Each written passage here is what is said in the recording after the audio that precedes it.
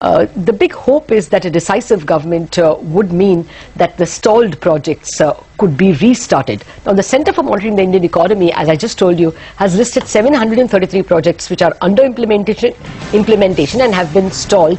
Mahesh Vyas, Managing Director and CEO at the CMIE, is joining us with more details on what their data indicates and whether there is a decent chance of revival for some of these schemes or many of them.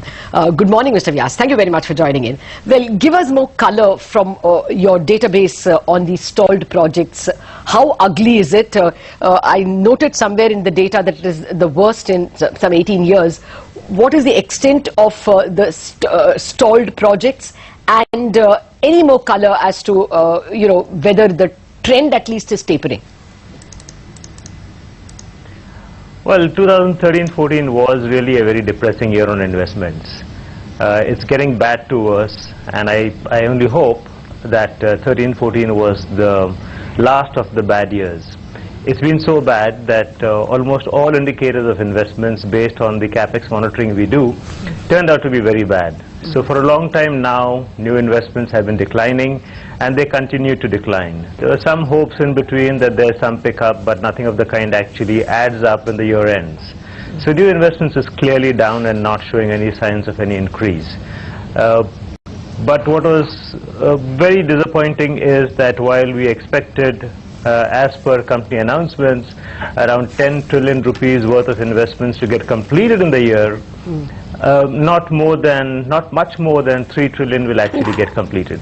Okay. The count so far is 2.4 trillion, which as the new numbers come up will go up to 3 trillion. That's really depressing, which is not only much lower than expectations, but even lower than the preceding years. But the worst of it all was the sharp increase in projects getting abandoned. So we had 2.5 trillion rupees worth of projects getting abandoned / stalled.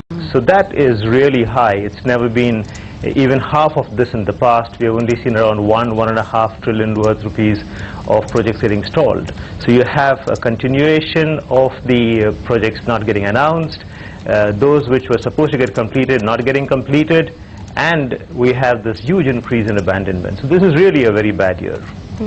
Mr. Vyas, good morning. A lot of people... Really a very bad year. Mr. Vyas, good morning. A lot of people on the street, are very hopeful that a lot of these stalled projects will be restarted with success once the new government comes to power. But as you and I know very well that a lot of the BJP-led governments, state governments, have a high sum of infra projects that are stalled already for the past, say, 2 to 3 years. I mean, if you look at the Gujarat government itself, there are some 14-20 projects stalled. If you look at Chhattisgarh, there are some 2 lakh projects which are stalled. So, do you think even after the new government comes to power, do you think it means that there will be a speedy movement in terms of projects that are stalled? Well, the preamble you have given to the question has an answer in it already. It isn't so straightforward. This is a difficult question. This is difficult from a short-term point of view and a more complex problem from a long-term point of view. If we rush through projects without taking care of environment, it does hurt us in the long run, and we can run into serious troubles down the line. At the same time, there are projects and there are a number of things that a decisive government can make a difference to. And I say this not with any particular, political color behind this, but just plain simple to say that even the government which has been blamed for, not taking decisions fast enough and so on and so forth, we see that around 30% by value of the projects that got completed in 2013-14 were those that were fast-tracked. Okay. So that's not a small proportion, So some amount of pushing through does help. So I would say that we should hold some hopes that a slightly more decisive government can help in getting some projects out of the way. At the same time, the hype is so high, the expectations are so big, that I fear that we could overstep on the pedal and actually cause long-term damage. So it's a complex problem, it's a delicate issue, we should do it carefully. There are things that can get done, but over-expectations can be damaging. Okay. Well, if you can give us a little more color on what has stalled several projects.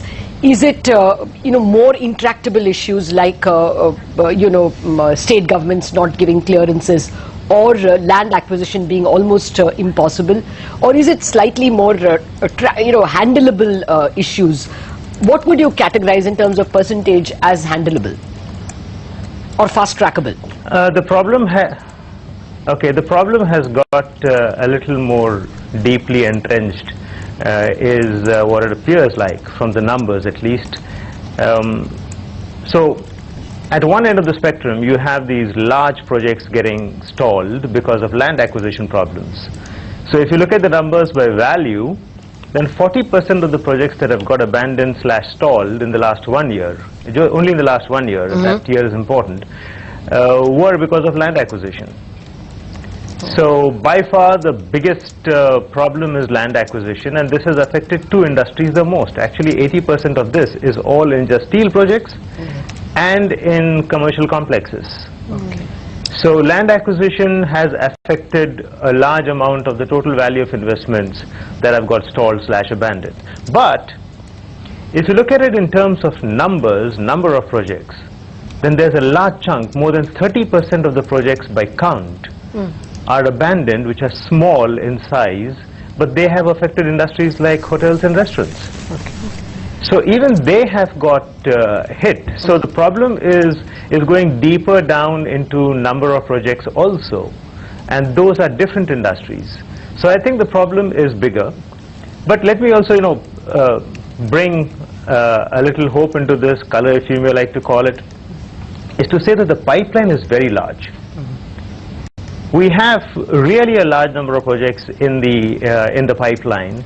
So even if we lose out these 700, 800 projects in a year, and a huge amount of money is stuck over there, we still can have a lot of hope on the remaining projects. Mr. Vyas, just one final question. As per your data, state-wise, which is the state that has the largest amount of projects that are stuck? Sorry, I don't have those numbers. I can't recall those numbers. I don't know. You'll have to spare me on that one. No. But I'd like to bring something else to your notice. There is a lot of, I was saying there's a lot of projects in the pipeline. 10 trillion worth of projects are supposed to get completed in 13-14. Yeah. Many of them have got spilled over into the next year, and they are almost complete. Okay. So a project just outside my window, for example, is the Warsaw-Ghatkopar rail line, metro line, and that's due for commissioning any time. You have aluminum projects of Hindalco, which are almost complete. They are on trial runs. So a lot of the projects are actually complete. It just requires a small nudge, and I think the commissioning next year, although on paper is about 8.8 trillion, I expect around 4 to 4.5 trillion worth to get commissioned next year. So there is hope independent of what kind of government comes in. Okay, so 4 to 4.5 is definitely better than the 2.4 trillion which got completed in 13-14, you said. So there's hope on that front. Mahesh Vyas, it was a pleasure speaking with you, sir. Thank you very much for joining us.